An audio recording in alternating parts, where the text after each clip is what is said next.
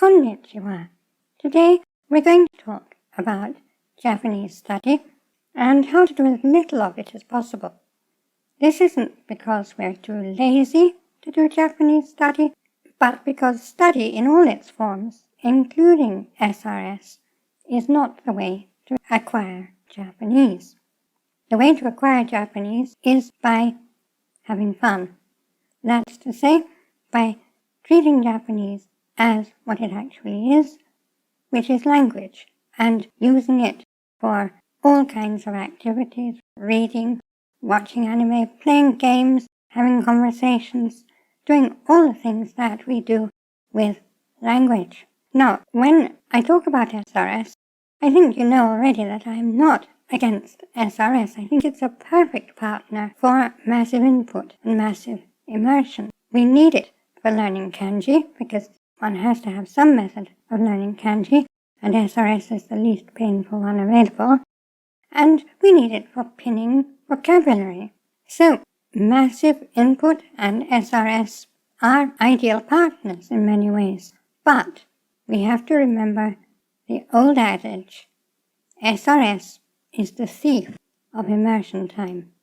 This is a saying that was known to the ancients. Well, perhaps not in quite that form, but it's been known for a very long time that time spent on A can't be spent on B. And with a lot of vocabulary to learn, SRS can become time-consuming. Fortunately for us, there is the inverse ratio effect, which means that the more time we spend on mass immersion, massive input, the less time we need to spend on SRS. But a lot of people don't really know that, and they don't take a rational approach to reducing SRS in a pragmatic way. Now, some people go to the other extreme and say that we don't need SRS at all, we can leave it all to massive input. And that may work for some people, but for most people I don't think it does work very well. And while some people will say that's because the input isn't sufficiently massive, I don't think that's always the case. The thing is that SRS is rigged to feed you vocabulary in a way suited to helping you remember it, and wild input isn't. So one can tend to forget words between natural exposures. Now, our use of continual audio input does a lot to counteract that effect. We use audio to feed ourselves comprehensible input from the anime that we've already gone over structurally with Japanese subtitles. So that's giving us a lot more input of the same vocabulary that most users don't have. And this is important because natural exposures are the real ground for learning. We encounter words as real meanings in real emotional contexts, with their contextual nuances, and knowing the kind of person that uses a particular word in a particular context. We aren't memorizing all this, but we're absorbing it. And this is what eventually amounts to knowing a word, rather than just knowing its dictionary definition. SRS is simply a pinning device for holding words in between real exposures. And because SRS is the thief of immersion time, we want to prune it down to what we actually need and no more. How do we do this? The thing to remember, which gets very obscured in other methods, and this is a very important point, so listen carefully, is that abstract learning through SRS or anything else is a means to an end, not an end in itself. If learning words through SRS were an end in itself, then we would have to be much stricter about it. This means failing more words, which means bringing them back into play more frequently and increasing one's daily SRS time considerably. Before I realized this, like many androids, I took the view 90% right is wrong. Only 100% right is right. And if SRS were one's means of learning, rather than a handmaiden to real learning, that would be correct. But providing while he's doing at least reasonably massive input, then in many cases 50% right is right. Why? Let's think about the end that SRS is a means to, and this may vary, but let's take what I think is the most common case. SRS is a means to pinning words so that they will be recognized when we read them. Now, let's take some scenarios. Case 1. We see a word on the front of the card in kanji. We know how it's pronounced, and we know that it can have one of two related meanings, but we can't be sure which. What do? Usually, we can pass this. Why? The question to ask is this: when I encounter it, will the context make it clear which of the two it is?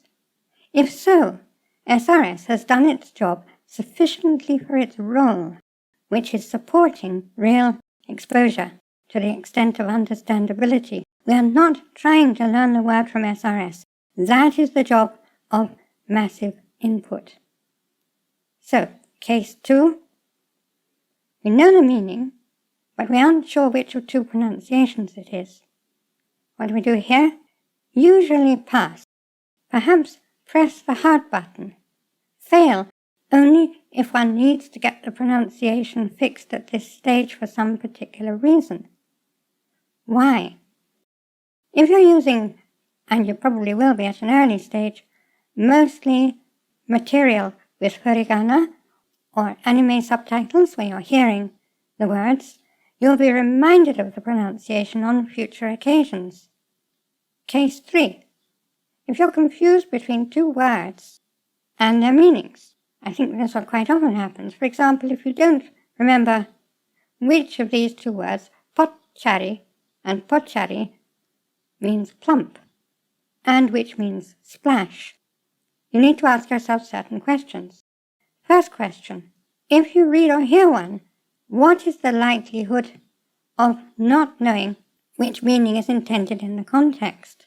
As an android, I can tell you it's precisely 0.037%, so we can pass it on that question. Second question: how much do you want to be able to use one or both in conversation? If the answer is not very much, then pass it. Words enter passive vocabulary before they enter active vocabulary. You may have reasons for wanting to push a given word more quickly into your active vocabulary. If so, then you have to be more strict with it, but if not, you can let things take their natural course. So, case 4. We're pretty sure of the general area of meaning, but we can't actually define the word. Well, even this could be a pass. With context, the word would probably be understandable. Now, I'm not telling you what decisions to make in every given case. I'm trying to give you the principles on which to make the decision. And these principles also apply to the question of putting words in Anki in the first place. I've done a video on the general principles of the use of Anki in organic Japanese and on some of the criteria we use for putting them or not putting them on Anki. So if you haven't seen that video, it would be a good time to see it after you finish this one. But let me give you some extra principles here. As you get more used to kanji, you're often pretty sure of the meaning and the pronunciation. This is especially the case if you've used the kanji hacks that I teach you in my other videos. So if you're pretty sure of the meaning and the pronunciation when you see it, and the context supplies the rest, you don't need to put it into your Anki. You may want to, just to remind yourself that the word exists. And this will be for one of two reasons. Because you want to use it yourself on the fly for output purposes, and or because you want to recognize it when you hear it with no kanji to help. This is reasonable, and I do it sometimes. The thing to bear in mind is that this is a trade-off. You are trading, expanding your SRS time for some immersion time. You are going to encounter the word again, and if you don't, then you don't need to learn it, do you? You're also going to get better and faster over time at reconstructing the kanji in your mind when listening even for unknown words, from a mixture of context and knowing what the on-readings are likely to be. And again, if you have the Sound Sisters hack, this is going to give you a lot of help in knowing what on-readings are likely to be in many cases. Now, Japanese people do this all the time because thinking in Japanese means thinking in kanji. You don't need to worry that everything will drop off if you don't put it into your SRS. Some of it will, but it will get other chances. Some of it won't, especially as you get more proficient, and if you're listening continually to comprehensible material that you've already worked through. Sometimes in output, you'll get words wrong. For example, even though you know the kanji components, you might forget the order, or misremember exactly which two kanji it was, and use a similar concept kanji for one of them, or use the wrong reading. This happens. It does improve over time. How much time do you want to invest in ironcladding against these little errors in the short term versus moving on with immersion? These are the kind of questions you need to ask yourself. I can't answer them for you, but I can suggest that you ask them rather than simply assume that everything needs to be SRS'd.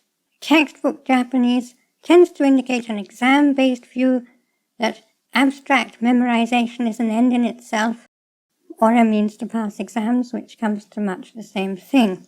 The Anki and Heisig focus of the main Ajat-influenced online immersionist schools can ironically have a very similar effect, especially since some second-generation Ajat-related immersionists are prone to put more stress on the method than on the real immersion it was originally intended to support. And if either of these approaches is your preferred one, you should of course ignore what I'm saying here. If not, if you're aiming for what I call direct or organic immersion, then the thing to remember is that SRS is only there as a tacking stitch to hold things in place between exposures and shape your strategy accordingly. SRS is a good servant, but a very bad mistress. The place to acquire Japanese is in real immersion. SRS and every other kind of study is nothing more than a handmaiden to that real immersion. If you have any questions or comments, please put them in the comments below and I will answer as usual. I'd like to thank my gold Kokeshi patrons, my producer angels, who make these videos possible, and all my patrons and supporters on Patreon and everywhere. And I'd like to thank you for attending this lesson. Korekara mo yoroshiku onegai shimasu. Class dismissed.